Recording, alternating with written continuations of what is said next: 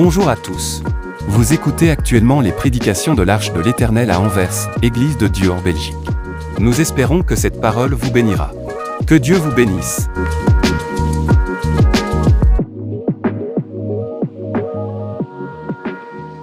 Je vous invite à prendre vos Bibles et nous allons lire dans le livre des 1 Chroniques. 1 Chroniques chapitre 4, versets 9 et 10. 1 Chroniques, voilà, si vous avez trouvé, nous pouvons nous mettre debout et nous allons lire la parole de Dieu. 1 Chroniques chapitre 4, versets 9 à 10, c'est affiché. Voilà, il est écrit ceci, voilà, on peut lire. Jabet était plus considéré que ses frères. Sa mère lui donna le nom de Jabet en disant, c'est parce que je l'ai enfanté avec douleur. Jabet invoqua le Dieu d'Israël en disant, si tu me bénis et que tu étendes mes limites, si ta main est avec moi et que tu m'accordes, tu me préserves du malheur, en sorte que je ne sois pas dans la souffrance, et Dieu accorda ce qu'il avait demandé. Amen. Est-ce qu'on peut acclamer la parole du Seigneur? Amen. Voilà. Et Dieu lui accorda ce qu'il avait demandé. Amen. Le thème de mon message, je l'ai intitulé « Tu peux triompher de ton handicap ». Tu peux triompher de ton handicap. Je peux triompher de mon handicap. Nous pouvons triompher de nos handicaps. Et cette histoire, c'est l'histoire d'un homme qui a triomphé. Qui a triomphé de son handicap. D'ailleurs, lorsque nous lisons le verset 9, il est dit qu'il était plus considéré que ses frères. C'est-à-dire, ce verset commence par la conclusion, avant d'expliquer ce qui s'est passé. Il dit qu'il était plus considéré, il était plus honoré, il était mis en valeur, il était plus respecté que ses frères. Pourquoi? Parce que lorsque nous regardons sa vie, nous regardons comment il a commencé sa vie commence mal. Son histoire commence mal. La parole dit, sa mère lui a donné ce nom parce qu'elle avait souffert en les mettant au monde. D'ailleurs, son nom de Jabet veut dire souffrance. Son nom veut dire peine, douleur, casse-pied, casse-tête. C'est lui qui cause les douleurs. C'est-à-dire, il cause ces douleurs à lui-même et à d'autres personnes. Un instrument de douleur. Quelqu'un qui fait du mal à d'autres personnes. Quelqu'un qui cause du mal à d'autres personnes, c'est une personne qu'il faut éviter. Une personne à ne pas fréquenter. Une personne qu'il faut mettre loin de toi.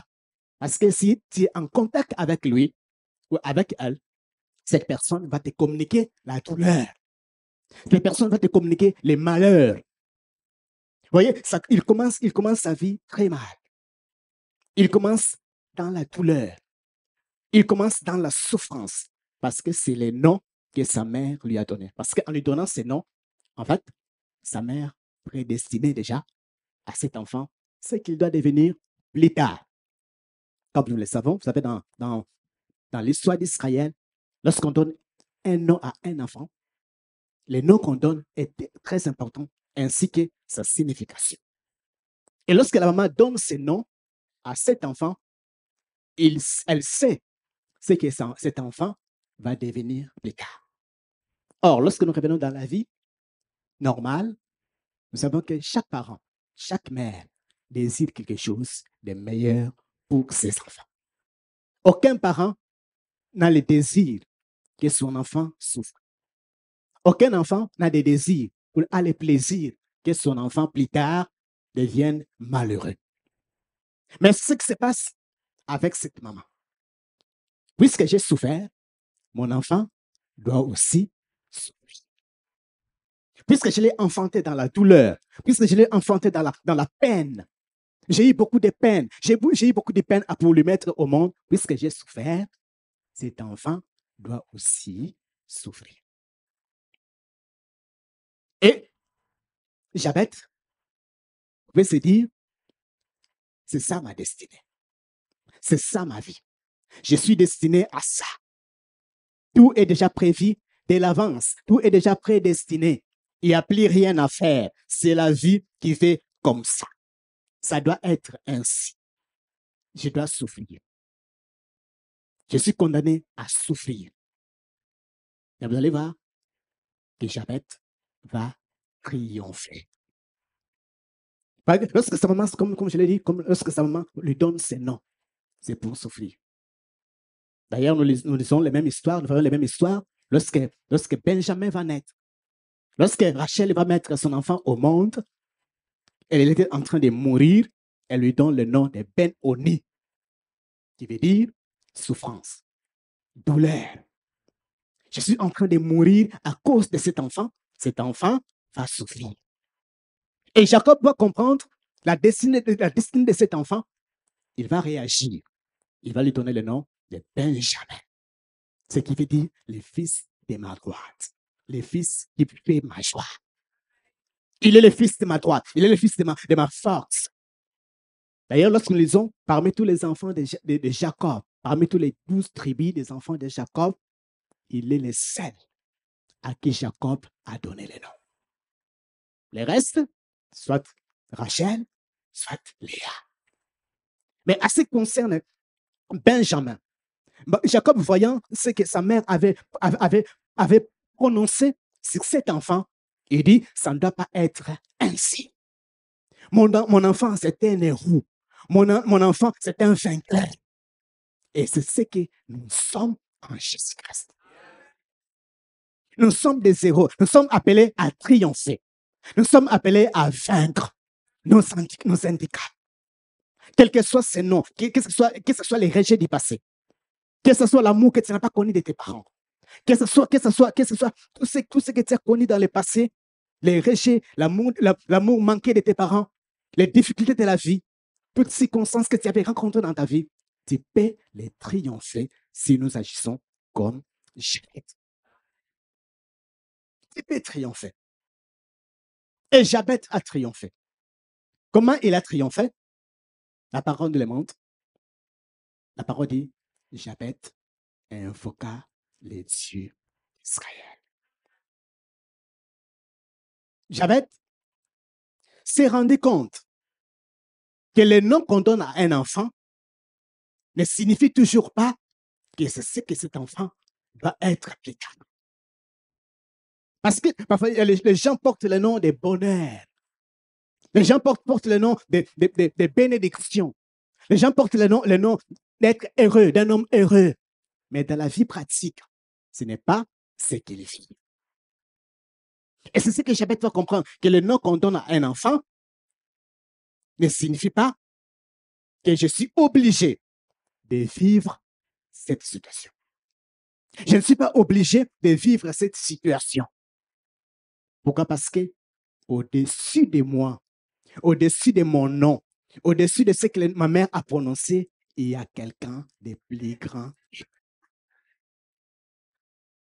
Au-dessus de mon malheur, au-dessus de la signification de mon nom, il y a quelqu'un qui est plus grand que tout. Il y a quelqu'un qui a autorité sur tout. Il y a quelqu'un qui peut annuler tout. Il y a quelqu'un qui peut changer tout. Et celui-là, c'est quelqu'un, c'est Dieu. Il dit, il y a un Dieu qui peut annuler les pronostics que ma mère a prononcés sur ma vie. Et ça, c'est la première chose que Jabet a compris. Il y a un Dieu qu'on appelle le Dieu d'Israël. Pourquoi ces précisions? Parce que, vous voyez, il dit, Jabet invoqua les dieux d'Israël. Les dieux d'Israël, ça veut dire, vous voyez, d'une part, il y a Dieu, d'une part, il y a alliance. C'est-à-dire, d'une part, il y a Israël, c'est-à-dire, c'est un Dieu d'alliance. Il y a un Dieu qui a fait alliance avec Israël. Et je vais me tourner vers ce Dieu. Et ce Dieu d'alliance, c'est le Dieu des promesses. C'est le Dieu fidèle.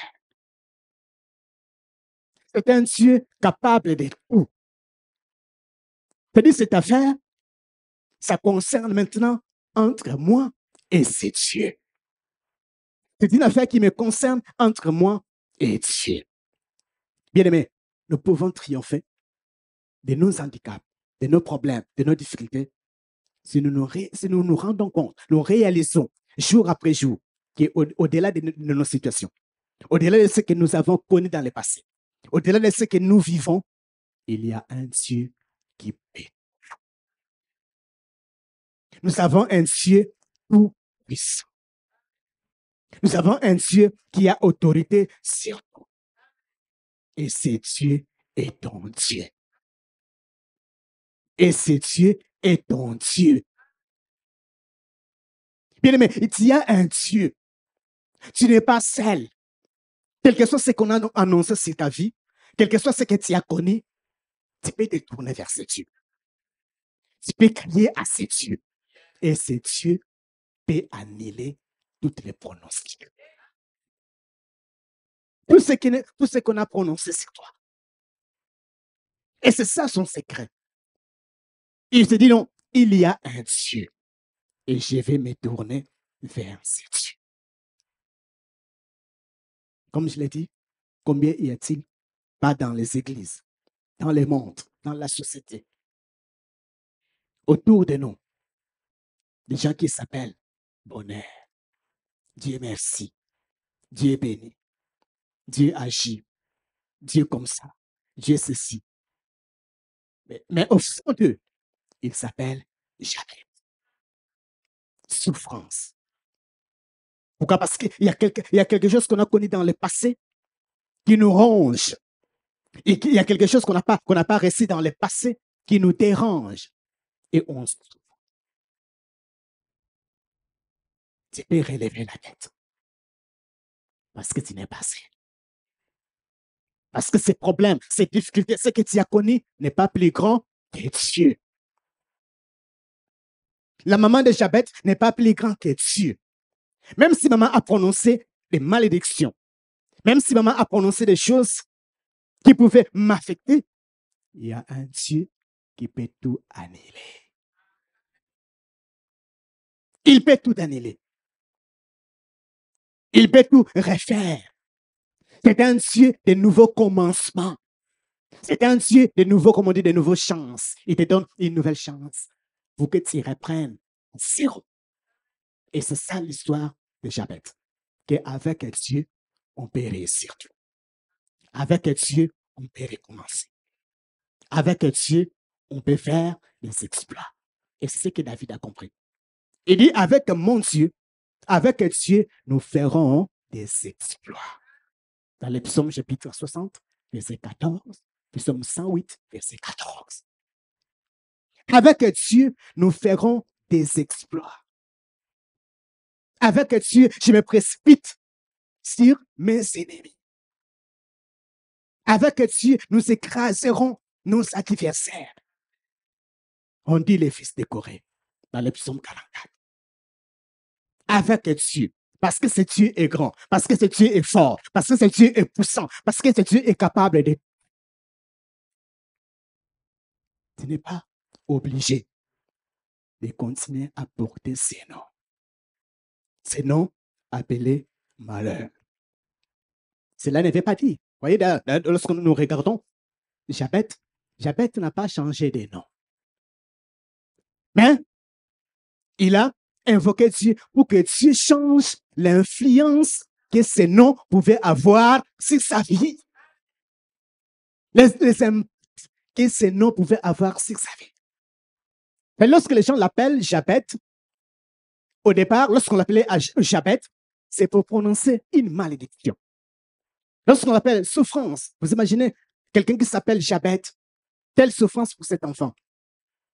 À chaque fois, des copains qui pouvaient se moquer de lui parce qu'il s'appelait souffrance. À chaque fois, on appelle souffrance. À chaque fois, on appelle peine, douleur.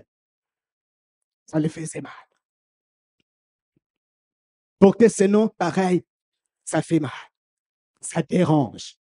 Et ce n'est pas bien pour son développement. Mais il dit non, il y a un Dieu. Et je peux changer de choses au moyen de la prière. Il crie à Dieu.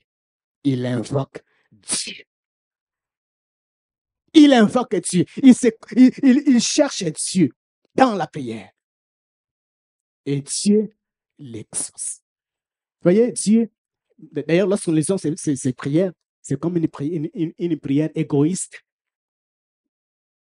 Mais Dieu l'entend. Parce que Dieu agrée cette prière. Et Dieu n'envoie pas un serviteur, un prophète pour dire non, sa prière est tellement égoïste. Je vais d'abord envoyer un prophète pour lui enseigner les principes de la prière.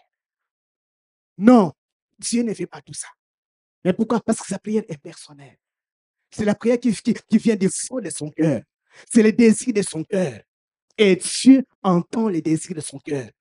De ce cœur qui souffre, de ce cœur qui cherche à Dieu, de ce cœur qui s'attache à Dieu. Bien-aimés, quelle que soit nos douleurs, nous avons un Dieu que nous pouvons chercher. Quel que soit ce que tu avais connu dans le passé, peine, divorce, séparation, tu peux te tourner vers ce Dieu. Tu peux te confier à ce Dieu. Parce qu'il n'abandonne pas ceux qui se confient en lui. Il ne met pas dehors ceux qui viennent à lui. Ceux qui viennent chercher son aide, ceux qui viennent chercher son appui. Il ne met pas dehors. Parce qu'il est Dieu, il est le Dieu d'amour. Il est le Dieu compatissant. Il a exaucé Jabez. Et s'il a exaucé Jabez, il peut aussi exaucer. S'il a fait pour Jabez, il peut aussi le faire à ce qui te concerne. À ce qui te concerne. À ce qui concerne ta vie. À ce qui concerne tes projets. À ce qui concerne ton avenir. Il est Dieu et il est le Dieu tout-puissant. Il y a un Dieu. N'oublions pas, nous avons un Dieu. Père, peine, celui qui cause le malheur. La deuxième chose que nous voyons, c'est quoi? C'est que Jabez, non seulement il reconnaît qu'il y a un Dieu au-dessus de tout, qui a pouvoir sur tout. La deuxième chose que Jabez fait, comme je viens de le dire, la deuxième chose qu'il fait, pour les résumer, Jabez associe Dieu dans ses affaires. Jabez associe Dieu dans ses problèmes au moyen de la prière. Jabez ajoute Dieu dans son équation, dans sa formule, dans la formule de sa vie, dans son équation. Il ajoute Dieu que dans cette affaire de moi-même, je ne peux pas m'en sortir. Dans cette affaire de moi-même, je ne peux rien changer. Mais Dieu peut tout changer. Mais Dieu peut faire quelque chose. Voilà pourquoi il associe Dieu. Il fait appel à Dieu. Bien-aimés, associons Dieu dans nos affaires. Ajoutons Dieu dans tout ce que nous faisons. Dans tout ce qui concerne nos vies. Dans tout ce qui concerne nos projets. Ne mettons pas Dieu en dehors de ce que nous faisons. Ne mettons pas Dieu en dehors de nos projets. Ne mettons pas Dieu en dehors de nos mariages. Ne mettons pas Dieu en dehors de ce que nous faisons, en dehors de nos études. Associons Dieu dans toutes choses, dans l'éducation de nos enfants. Associons Dieu. Et c'est ce que Jabez va faire. Je m'appelle souffrance. Je m'appelle peine. Je m'appelle celui qui va causer les peines aux autres. Mais il y a un Dieu à qui je peux associer dans cette formule. Et si Dieu est dans cette formule, tout change. Et si Dieu est dans cette affaire, des choses bougent. Et c'est ce que Dieu fait. Et il peut le faire. Quel que soit ton âge, quel que soit ce que tu traverses, Quel que soit ce que tu vis, ça n'a pas d'importance. Mais si tu te confies à ces dieux, si tu t'associes à ces dieux qui a fait pour Jabet, peut aussi le faire pour toi, peut aussi le faire pour moi. Il peut aussi le faire pour toi, il peut aussi le faire pour moi. Ce qui, comme je l'ai dit, c'est un Dieu qui paie. Ça, c'est la deuxième chose. La troisième chose, c'est que Jabet ne rend personne responsable de son malheur. Et vous pouvez se dire, c'est à cause de ma mère. Et se mettre en problème avec sa mère. Que si je suis dans la peine, c'est à cause de ma mère, c'est à cause d'un tel, c'est à cause d'un tel. Lorsque nous sommes dans les malheurs, nous trouvons toujours un responsable. Et si je suis dans cette affaire, c'est à cause du pasteur. C'est à cause de mon père qui ne m'a pas aimé. C'est à cause de ma mère qui m'a rejeté. Mais Jabet ne trouve pas les responsables de son malheur. Ni ses frères. Vous voyez, on commence en disant que Jabet était plus considéré que ses frères. On parle de ses frères, peut-être ses frères qui portaient des noms agréables, des noms bénis, mais qui se moquaient de lui. Et lui, il ne rend personne responsable. Il ne rend personne responsable de son malheur. Pourquoi? Parce qu'il se dit non. Ce n'est pas une affaire qui concerne ma mère et moi, mais c'est une affaire qui concerne Dieu et moi. C'est une affaire entre Dieu et moi, parce que ma mère ne peut rien changer. Parce que ce qui m'arrive, ce que je vis, ma mère ne peut rien changer. Mes frères ne peuvent rien changer. Mais quelqu'un peut tout changer.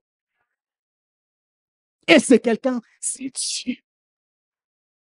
Alors, lorsque tu es dans les tourments, lorsque tu es dans les problèmes, lorsque tu as un handicap, au lieu d'accuser tout le monde, au lieu de trouver les responsables, de trouver les coupables, cherche Dieu. Tourne-toi vers ton Dieu.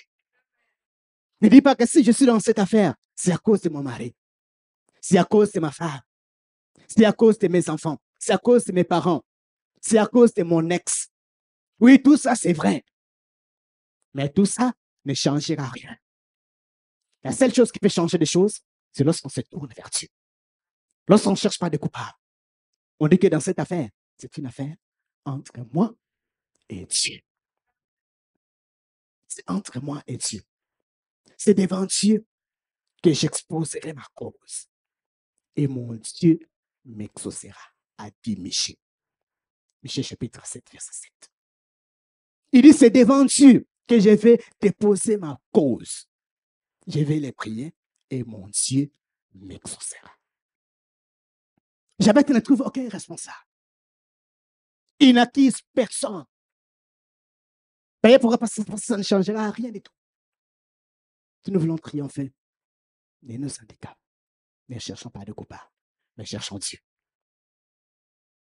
Ne cherchons pas. Ne jetons pas la faute à d'autres personnes.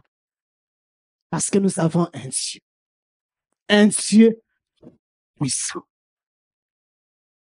Nous avons un Dieu auprès de qui nous pouvons déposer nos fardeaux. Nous avons un Dieu auprès de qui nous pouvons laisser nos affaires. Pour qu'il puisse en prendre soin. Pour qu'il puisse nous bénir. Pour qu'il puisse agir. Pour qu'il puisse nous bénir. Nous avons un Dieu. Tournons-nous vers ce Dieu. Quelles que soient nos difficultés. Et c'est ce que Jabet nous enseigne. Il y a un Dieu. Bien-aimés, nous avons un Dieu. Et nous sommes en alliance avec ce Dieu.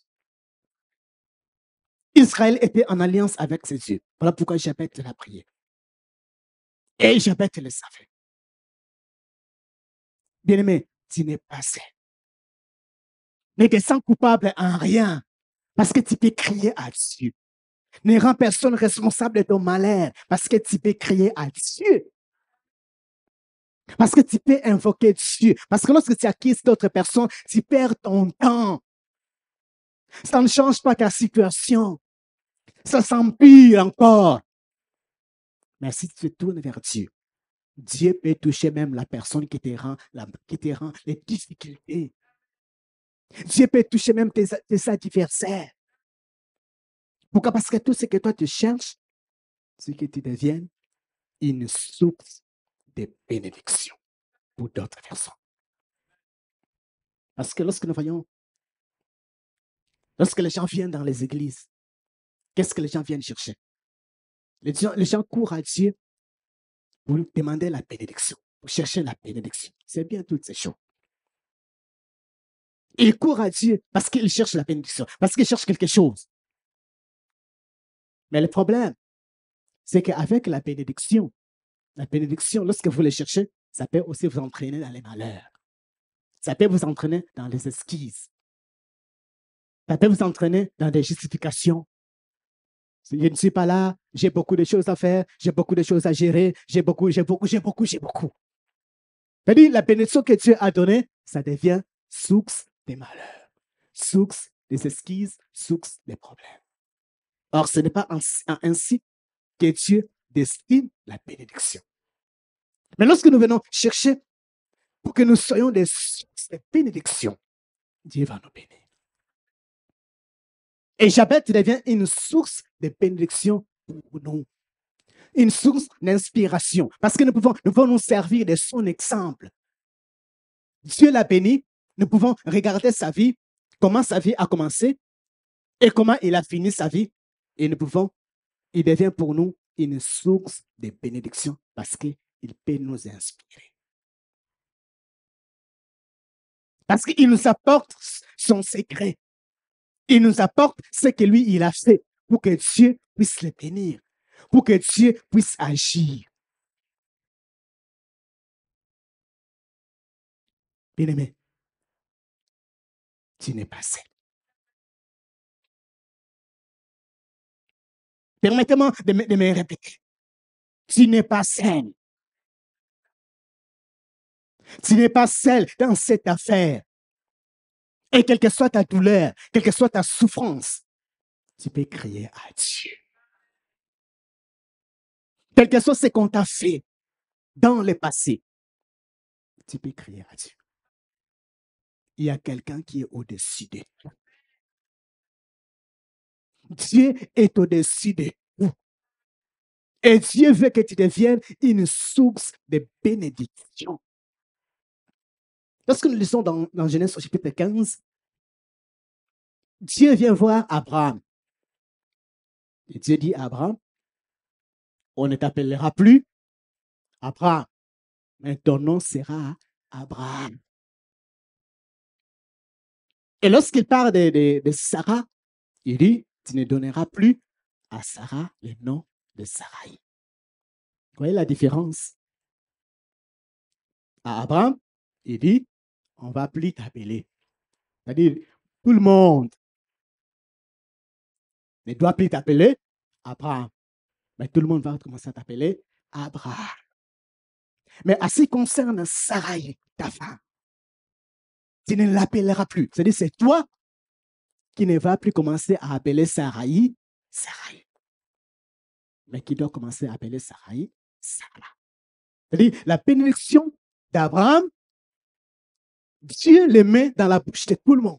C'est lorsque tout le monde appelle Abraham, Abraham c'était père élevé, Abraham s'appelle père d'une multitude de nations.